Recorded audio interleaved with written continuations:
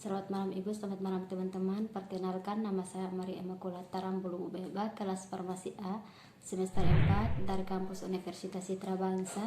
Di sini saya akan menjelaskan tentang apa itu fitokimia, sejarah fitokimia, pengertian bahan alam, pengelompokan bahan alam, metode ekstraksi, klasifikasi ekstraksi, kelebihan, kekurangan, dan prinsip kerja dari maserasi, sokletase, perkolase, reflux, dan infusa.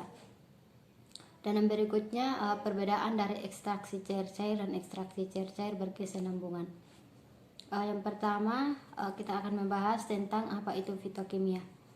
Fitokimia merupakan suatu ilmu yang mempelajari berbagai senyawa organik yang ada pada tumbuhan, baik tentang struktur kimia, perubahan, dan metabolisme biosintesis, fungsi biologis dari senyawa organik dan penyebarannya secara alami, dan fungsi biologis dari senyawa-senyawa organik. Fitokimia atau kadang disebut fitonutrien dalam arti luas adalah segala jenis zat kimia atau nutrien yang diturunkan dari sumber tumbuhan termasuk sayuran dan buah-buahan. Dan yang berikutnya sejarah fitokimia.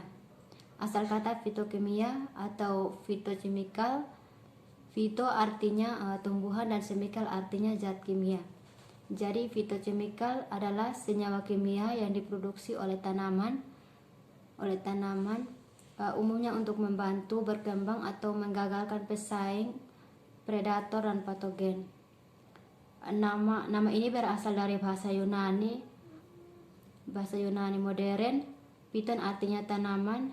Beberapa fitochemical telah digunakan sebagai racun dan lainnya sebagai obat tradisional.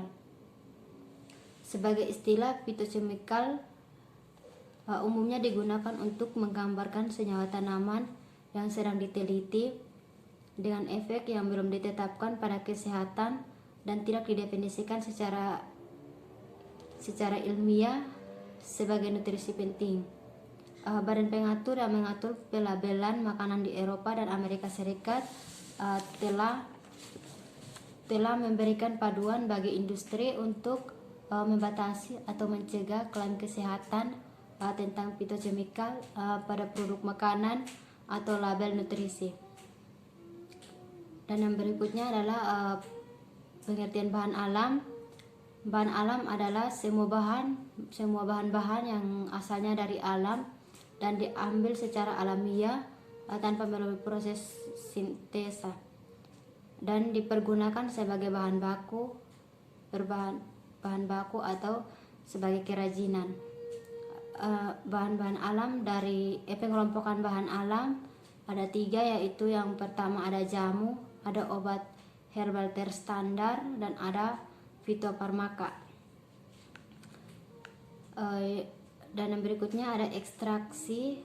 Ekstraksi adalah suatu proses pemisahan suatu zat berdasarkan perbedaan kelarutannya terhadap 2 cairan tidak saling larut yang berbeda, biasanya air dan yang lainnya pelarut organik. Proses ekstraksi dapat berlangsung pada ekstraksi parfum untuk mendapatkan komponen-komponen dari bahan yang wangi.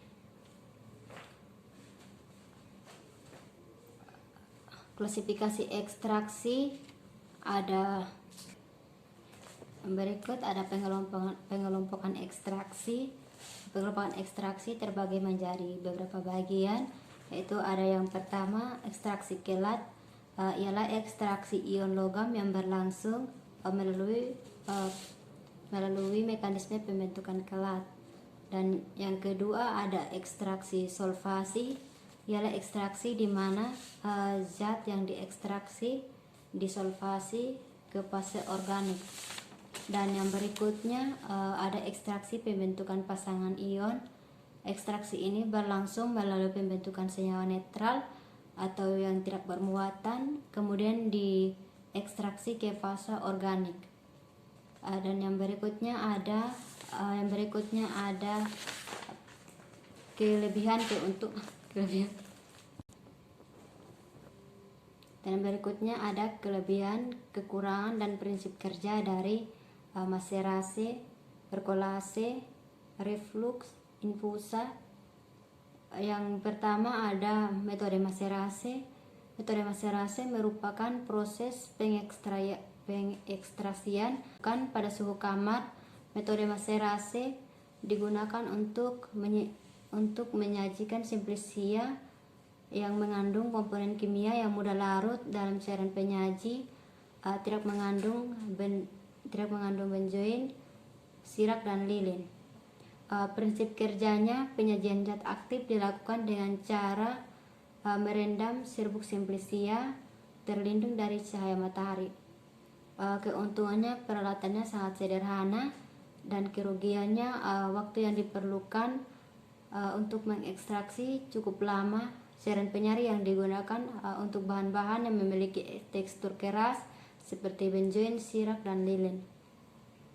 Yang kedua ada metode perkulasi.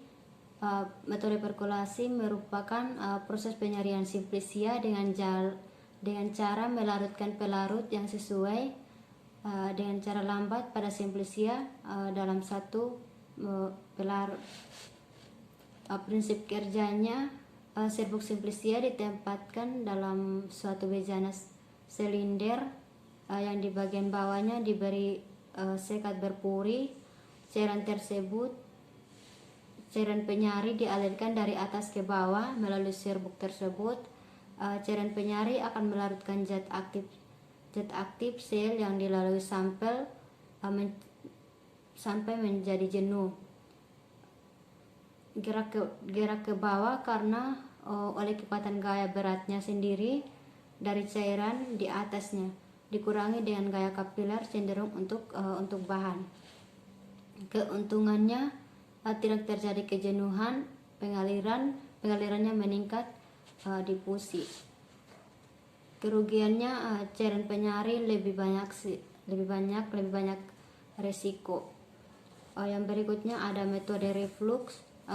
Metode reflux merupakan ekstraksi dengan pelarut pada temperatur titik didihnya selama waktu tertentu dan jumlah pelarut yang relatif konstan dengan keberadaan pendingin balik. Prinsip kerjanya, komponen kimia yang dilakukan dengan cara ditempatkan ke dalam labu bersama cairan penyari lalu dipanaskan.